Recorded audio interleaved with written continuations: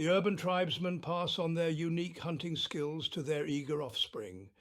Armed only with their ancestral weaponry, the Bugzooka, they capture insects which are fed live to the hungry horde of horrible hoppers. The attentive amphibians stare to the heavens in anticipation, as the cornucopia of creepy crawlies rain down upon them and the lush turf that is their habitat. Their response is swift but calm. Gene Simmons would be envious of the elongated and amazingly agile tongue that is the toad's tool for trapping and tasting. One particularly disgusting eight-legged menace appears to struggle on the water's surface as its patient predator watches nearby. Suddenly the frog's foe leaps in to claim the savoury spider snack. What is this?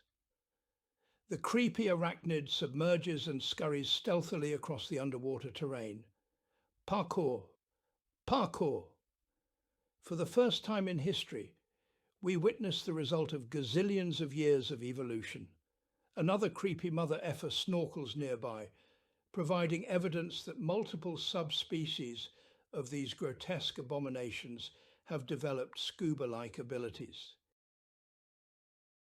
On the surface, feasting continues.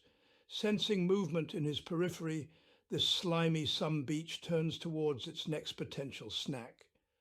Seshwak, holy cannoli! Like lightning, the spider snack goes from grass to gullet. Confident and still hungry, the slimy piece of shit turns and tags another.